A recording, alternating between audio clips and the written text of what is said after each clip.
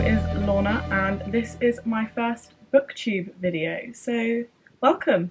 I am Book Lover Lorna on Instagram and I have a slight obsession with reading and buying books, particularly buying because there's an awful lot on my shelves. I've got one big bookshelf here and one big bookshelf right where you're sat. So there's a lot of books around this place. Okay, so for my first YouTube video then, I'm going to kind of take you through some of my favourite books, favourite authors, just so you know, you can see what kind of books I like, because not everyone has the same taste. I'm not one of those people who's kind of into like fantasy or anything like that. I read them sometimes, but not all the time. I'm more of a chick lit, you know, read by the poolside, fun times, more relatable stories.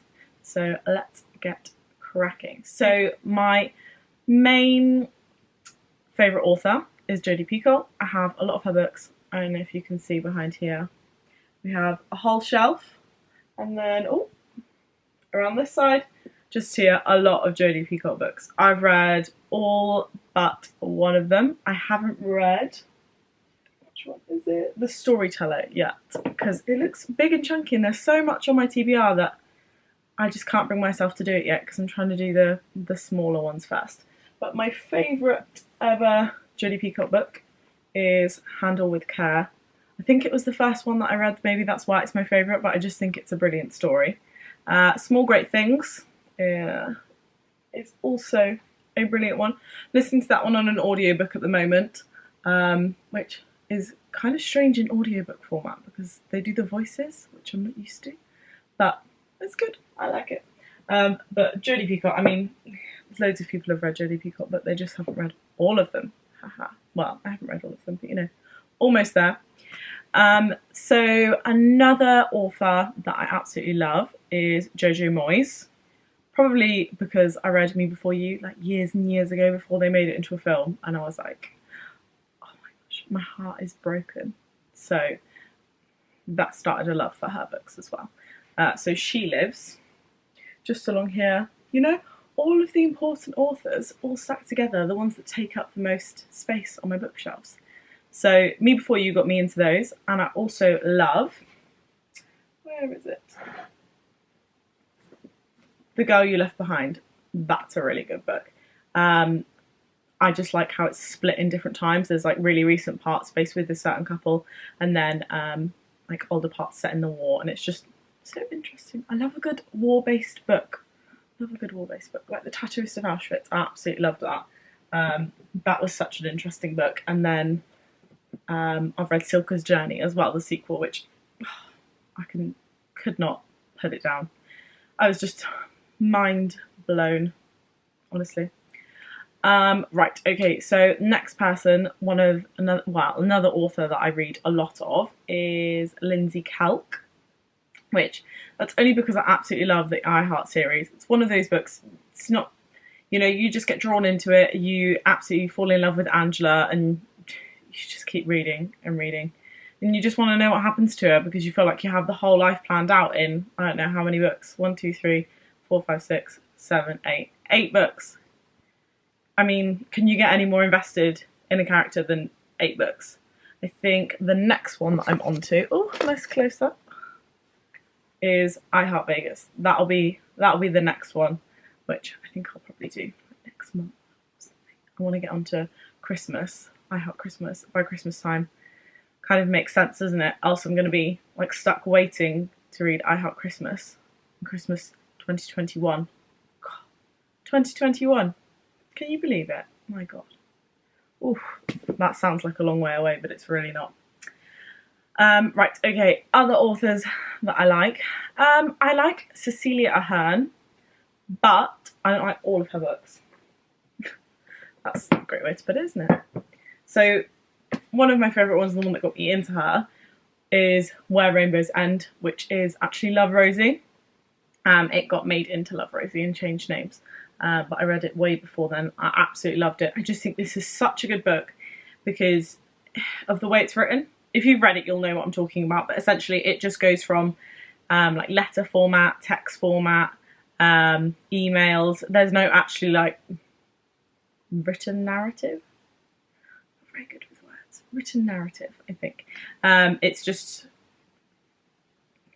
forms of communication, essentially. But it just makes it so easy to read, and you just fly through it. And then at the end of each chapter, you're like, oh, what are they going to say now? And you just need to know. So that's a really good one. What else? This one. This is a brilliant book, and I think it's completely underrated because I don't think many people know about it. I think I saw it on a book Facebook page. A book Facebook page. Okay, we'll go with it. How to Be Happy, and I was like, that sounds kind of cool. And it was brilliant. It's not very big at all, so I think I read it in something like 2 days. It says, it's the smallest things that make the biggest difference. Indeed, that is true. But that's a lovely book. Yeah, I absolutely love that one. I do get into a few different books sometimes that aren't, you know, I mean, that one's not really a love story, but I do read books that aren't occasionally. What else have we got? Oh, I did really like Paula Hawkins' Into the Water, which is the same woman who wrote The Girl on the Train. But I don't really like books that have a big hype around them. So generally, they have a big hype around them. I go, I'm not reading that because I'm too scared that I won't like it. Then about a year or so later, I'll be like, okay, it's time for me to read it now. And I actually enjoyed Into the Water more than The Girl on the Train. So a little bit later on, she released that one, and it was much better, I thought. So one person I haven't mentioned, who I do generally read all of their books. No, I do read all of their books, is Giovanna Fletcher, who is the wife of Tom from McFly. Let's be honest, we all know who she is by now. I say this a lot, she is, but you know, everyone knows who she is. I don't need to explain that.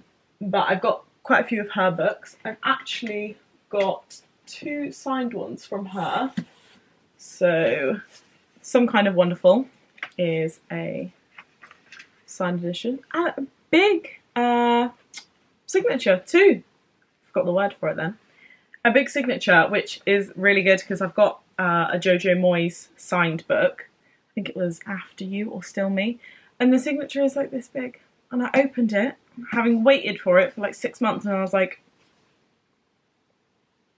oh.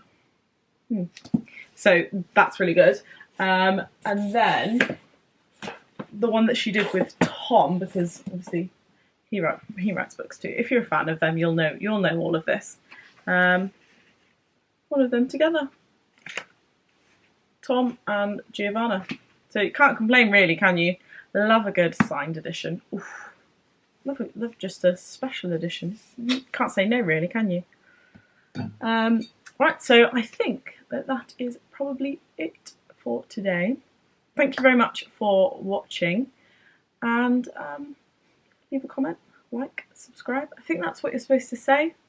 These things, I've watched enough YouTube videos to know by now, really, haven't I? So, you know, let me know down below if you read any of these books, and which ones were your favourites, if so. Thank you. Bye.